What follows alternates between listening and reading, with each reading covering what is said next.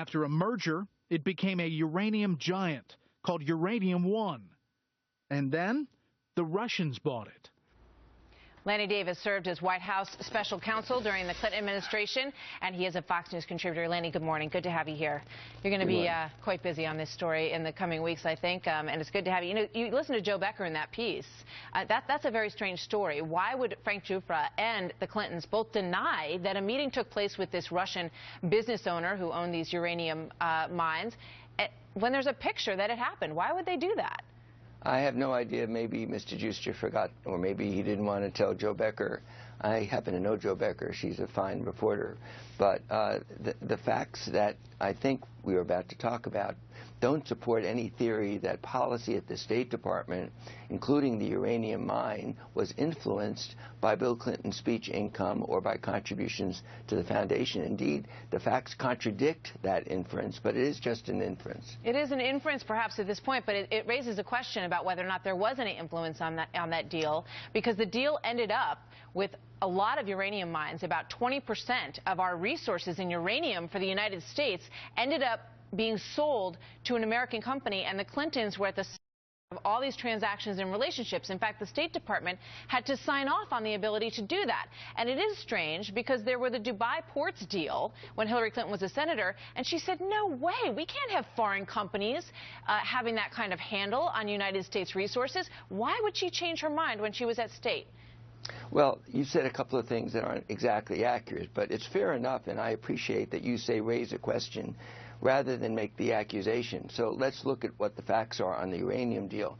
The CFIUS board, which is the foreign transaction board that contains 9 government agencies headed by the Department of Treasury, made the decision to approve that acquisition because it involved a Russian company. And the person on that board representing the State Department, one of 9 people, has said publicly he never heard from Hillary Clinton. The issue of any foundation money or Clinton income never came up. So those are facts that at least should be reported. Okay, but the State Department was one of those 9 agencies that signed off. So if Hillary Clinton, who was the head of the State Department, had a problem, why would she never have heard of a deal that dealt with 20% of our uranium deposits? If she never heard, then the next question would be, was she doing her job? How could she not have some indication of what was going on in this deal? All right, that's one of the... Your question is, was she doing her job? The answer is yes. Every administration, Republican or Democratic, has this board. They send representatives to the board, and the person on the board from State says, I never heard from Hillary Clinton. Well, so it contradicts the inference. I understand what you're saying, but the fact that her husband was meeting with the executives involved in that deal at their house in Chappaqua makes that sound a little fishy, Lanny. I don't know what fishy means. If you have a fact to say why you feel fishy, I can't control your feelings, Martha. All right, look, I can only speak to what the facts are, and the rest is smoke. The facts are that she didn't know anything about that deal that gave away a lot of our uranium deposits to a Russian company and put them in control of Vladimir Putin. And you say there's nothing there, and that's what the American people will decide. 9 agencies of the federal government approved the deal. 9 agencies, including the Department of Treasury, approved the deal. Including the Department of State, of which she was the head at the time. Okay, another part of this deal, one of those Canadian executives ended up giving $2.35 million to the Clinton Foundation. He's allowed to do that. However, Hillary Clinton promised the Obama administration, because they were concerned about the Clinton Foundation and all of these relationships with companies and countries. They were concerned about it, so they said, Hillary, you can keep doing the foundation stuff, but you have to tell us. Anybody who gives money to that, we have to know. So $2.35 million ends up not being in those records. And the only reason we know now is because this reporter went through the tax records of Ian Telfer in Canada and said, wow, there's a donation for $2.35 million here to the Clintons. Why would they have never mentioned that? Does that seem strange to you? I know it doesn't seem strange. Errors, if you said the rest of the story and put it in perspective, it wouldn't seem strange at all. 2.3 million out of hundreds of millions that were disclosed transparently on the Internet, and the fact that that donation came from a private enterprise foundation that went to a branch of the Clinton Foundation that wasn't the foundation. It was part of the Clinton Global Initiative. Yeah, but the fact it was an error. But this gentleman is the same person who helped to arrange a $500,000 speech for Bill Clinton in Moscow. That's why it matters. And they said they would turn over all the information, Lanny, not some of it, all of it. 2.3 million out of hundreds of millions. It's pocket change. And in this great no, it isn't. But in this great program that you have, at least say, let's put this in perspective, and we'll agree as a final statement. It's part of hundreds of millions of dollars. All right. I want to play a soundbite from Judge Napolitano because he feels very strongly that at least the suggestions in this and the reporting that is coming up, and it's coming from so many different places. You've got Newsweek, the Washington Post, the New York Times. So the right-wing conspiracy argument just simply doesn't work in this case. Here's what Judge Napolitano said about this last night.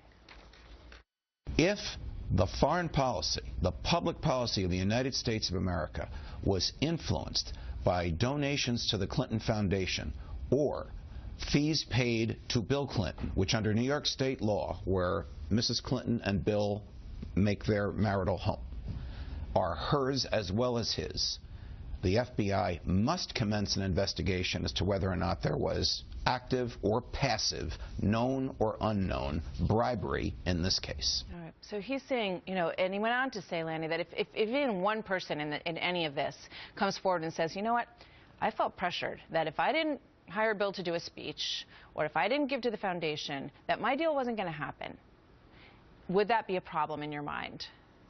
Well, the important word is if, and I agree with Judge Napolitano, and I certainly agree with your if question. If there is evidence of bribery, which is what the Clintons are being accused of, that somebody bribed them to change policy.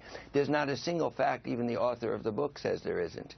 So it's all inference, and people have a right to infer what they want, but my facts are not disputable.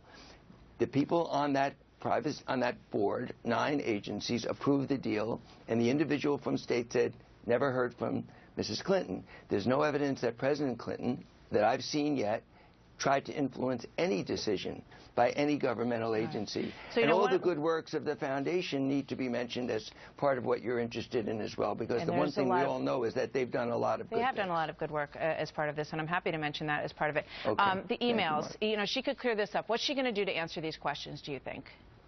Well, I think she has turned over what she regarded to be official and the ones that she regarded to be private. She disposed of the same way that I believe that Governor Jeb Bush and many politicians dispose of their private emails. I think you and I don't want our private emails disclosed. But we don't know what was in there. Unusual. Okay. Well, we don't know what's in. But why not turn over the server then? Here's what I don't get. Given the history here, given all these scandals. Are you asking the same question of others, Martha? Did you ask Jeb Bush that question? I would love to ask Jeb Bush that question, and when he comes on our program, I absolutely will ask him that question. Because I think there's an honorable answer by Jeb Bush. He may have to deal with Schweizer as well, because you know, he's looking into his finances as well. And I'm going to take the same position, excuse me for interrupting, that he deserves the benefit of the doubt because he's an honorable man. And whatever he did as governor, I do not believe was unethical or illegal, and he had a right to the privacy of his own server, which he had, which nobody like you has asked him to do what you're asking Hillary Clinton. I will absolutely ask him when he comes here. But you know, one more question: given the Clintons' history and that they've come in and out of these scandals successfully on their part all these years, why wouldn't you, when you're in this situation where you're former president and you're Secretary of State, you would say to everybody who's working with you, we have no room for error here, folks. We want to be transparent on every single thing we do. We wouldn't want any relationships that anyone could look at askance and say, gee, that's a little strange that relationship happens. Why wouldn't they be proceeding that way, Lanny? Well, first of all, there's nothing we can do that there isn't going to be somebody who politically is going to look askance no matter what they do. So let's start with remember Whitewater? Remember the independent counsel? Remember $60 million ending up with nothing? So you have to at least start with the proposition. No matter what they do, we're going to be on shows like this. But secondly, they have been 99.99% transparent. No other foundation has been